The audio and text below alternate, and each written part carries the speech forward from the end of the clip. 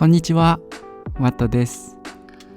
今回は富士カラー200というフィルムをいつものライカ M6 に詰めてストリートスナップを撮っていきたいと思います。今日来ているのは築地ですね。普段なかなか来ないところなので、どんな写真が撮れるかとても楽しみです。早速撮っていきましょう。真夏の週末、日曜日ですね。午前中に行ったんですが、すでにどこの店もかなりの人だかり、通り抜けるにも一苦労でした。早速向こうに高く上がっている傘を見つけて1枚。なんだか不思議な構図だなと思ったんですが、もう少し寄って撮ればよかったかもしれないですね。それにしても築地は本当に観光客の方が多いですね。築地に来たのは数年ぶりだったんですけども、築地の場外市場は豊洲に市場が引っ越しても相変わらずの活気で歩いていてとても楽しかったです。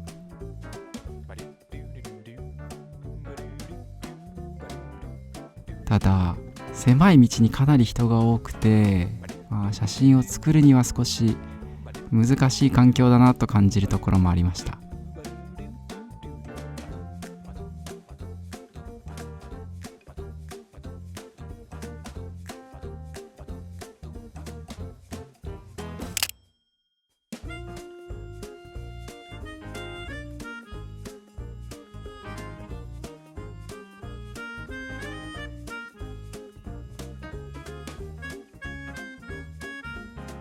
いまいち思った写真が撮れなかったので、築地から東銀座を抜けて銀座方面へ歩いていきたいと思います。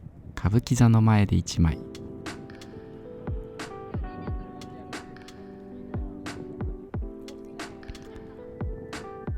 さっきのシーンとか、このシーンもそうだったり、前回の動画でもそうだったんですけど、結構傘を差してる人を撮るのが好きなのかもしれないですね。その時々によって好きなモチーフっていうのは変わっていくなと思いますが、夏のこの時期は日傘の人と影のコントラストっていうんですかね、を撮っていくのが楽しいなというふうに思っています。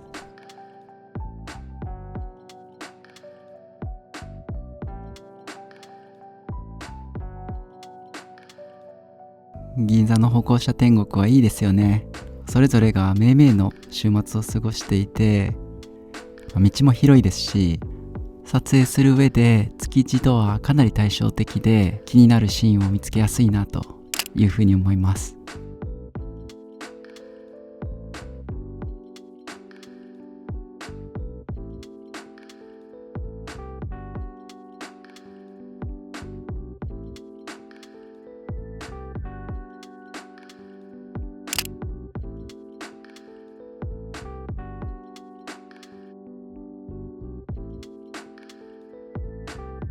この歩行者天国を行ったり来たりしながら写真を撮るのがすごく好きですね。楽しそ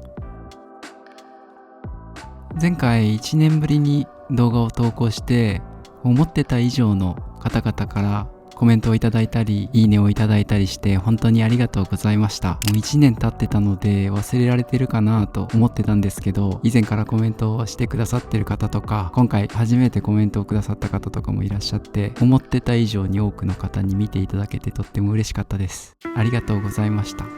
少し場所を変えたくて銀座から歩いて有楽町へやってきました。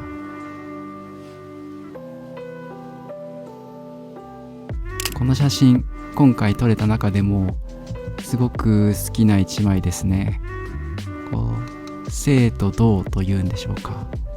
この対象が綺麗に区分けされていて、そこに影も落ちていて、影のいろいろな質感というんですかね、パターンが楽しめるいい瞬間だなというふうに思います。自分の目で見るよりもよりドラマチックにこのフィルムだと映るなという感じがするのは、緑や青が少し強めに出るからなんですかね。この地面に落ちる影の感じがいいですね。これももう一枚。大好きな日傘とこの影の組み合わせ、最高ですね。有楽町ではそんなに枚数は取らなかったんですけど、手応えのある写真が多かったです。さて、また銀座に戻ってきました。銀座の歩行者天国の楽しいところは、時間を追うごとに影の形が変わっていくので、その中で撮れる角度とかシーンが変わっていくところが僕はとても気に入っています。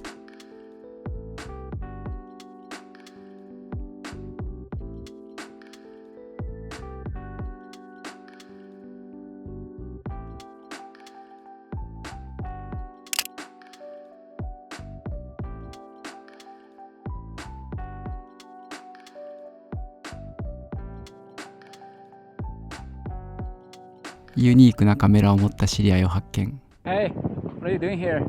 Oh, what up? What's up? ここから2人で銀座の街でストリートスナップをしていたんですけど、気がついたらいなくなってたり、また合流したり、被写体を追っかけてあちこちうろうろしていました。この日の撮れ高なかなか最高でしたね。いい写真が多かったです。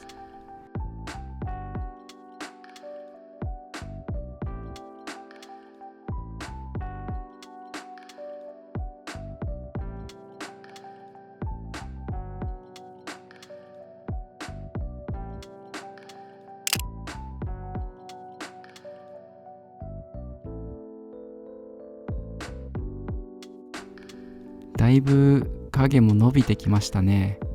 日の当たってるスペースが少なくなってきました。その分よりダイナミックな写真が撮れるような気がします。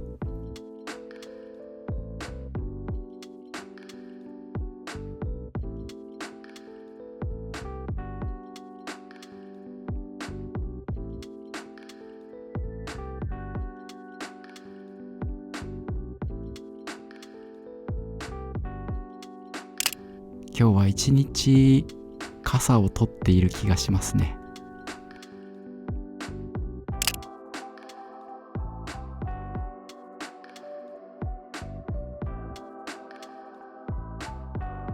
この写真もすごく気に入ってますね。最初何してるのかなって思ったんですけど、ハト撮ってるんですよね。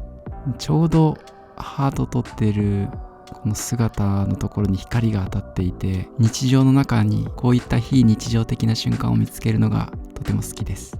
富士カラー200は今回初めて撮影に使ったんですが、クールめな色調で影がドラマチックに映って僕の撮影スタイルには結構ぴったりだったかもしれないですね。また機会があれば撮ってみたいと思います。というわけで今回もご視聴いただきありがとうございます。また今度。